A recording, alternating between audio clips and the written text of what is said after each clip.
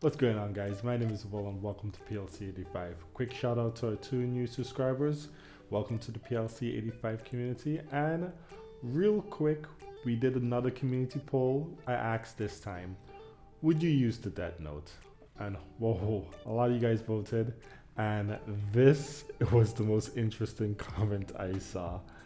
Guys, as always, every time I'm doing a poll, I will be showing the most interesting comments. If you have something interesting, fun to say, comment in the polls and comment on these videos, because I tend to pick a comment that I think is funny or humorous and put it on the video. You never know if your name might get picked. Anyway, guys, today's video will be a reaction video, and we'll be reacting to Pitch Meeting The Matrix Reloaded. So guys, if you're here to have fun with me, let's get inside this video. So, you have a Matrix sequel for me? Yes, sir, I do. Although I did realize we kinda made the perfect standalone movie with the first one, and this one's completely unnecessary. No, actually, our finance team said it's very necessary. Well, they do call the shots. So what happens in this thing? Well, at the beginning of this one, we're finally gonna get to see Zion, where all the unplugged people live. And what's that like? It's a big cave, it literally looks like hell, and everyone has sweaty raves in it. Oh, cave raves are tight. Yeah, so we're just gonna have this super long scene of sweaty people grinding on each other and Neo and Trinity going at it. It's gonna go on for a while. Oh yeah, how did they fall in love in the first movie again? By being the male and female protagonists. Very romantic. Yeah, so we're gonna spend like 30 minutes in Zion with just a bunch of slow-paced political and philosophical conversations. It's gonna go on for a while. Why are we spending so much time in Zion? Well, because the audience has to understand what's at risk here. A big cave where people slowly talk about philosophy and politics all the time? Exactly, so the stakes are pretty high here. People are not going to want to see Zion destroyed. I kind of want to see it destroyed, though. That sounds much more exciting than everything you just described.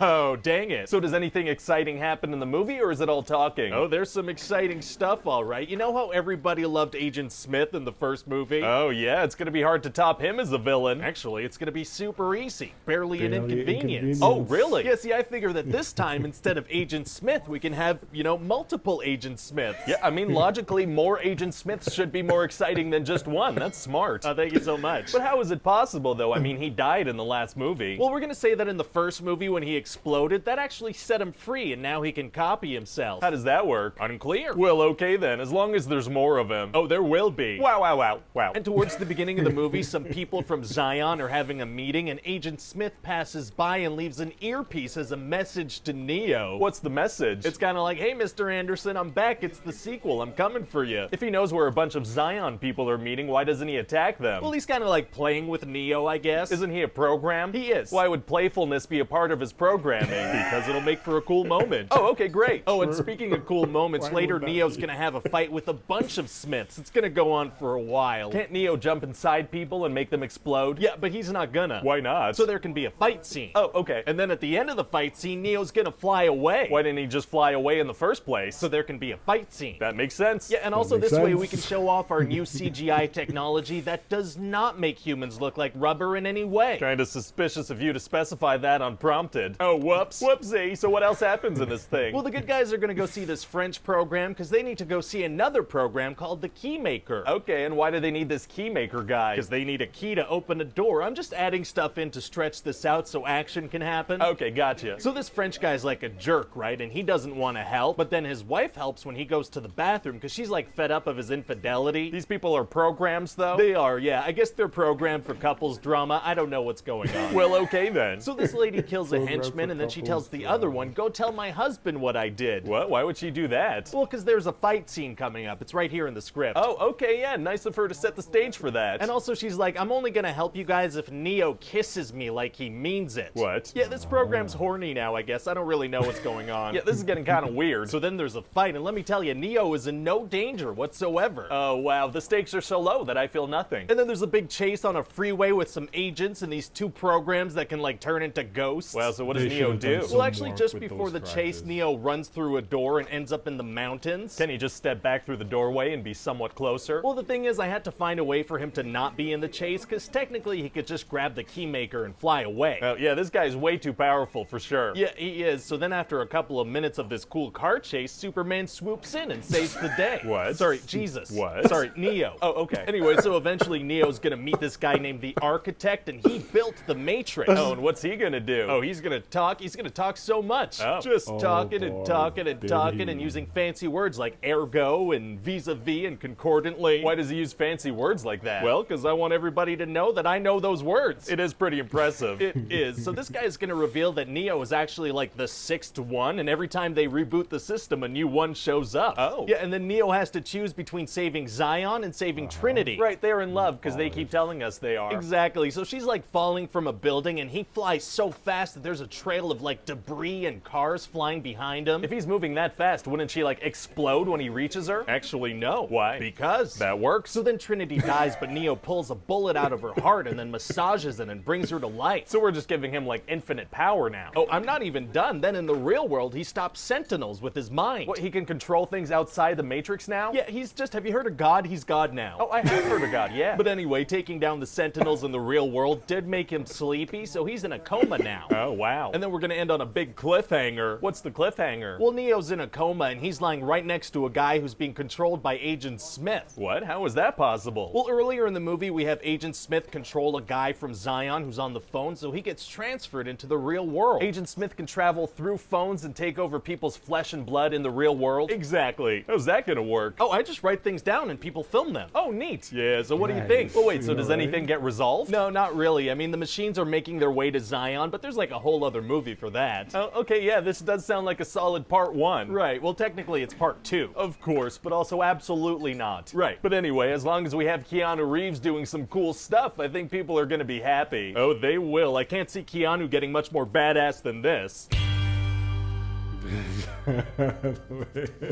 Hey guys, it's Oh, I have a bone to pick with Reloaded. I liked it. I liked the movie.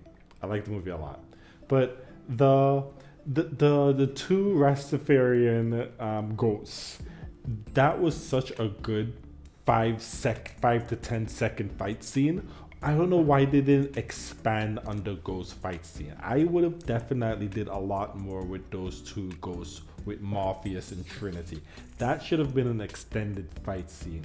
Neo being able to do all this godly crap, fine, whatever. Made him extra powerful, extra confident, no big deal.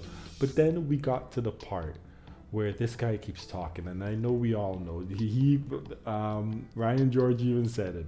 He keeps talking and using these big words that literally, I remember being in the movie theater when I was watching this, and literally nobody but the Rastafarians understood exactly what he was talking about, and they were smoking the biggest blunt I've ever seen. They're like, yo man, of course I know what go on.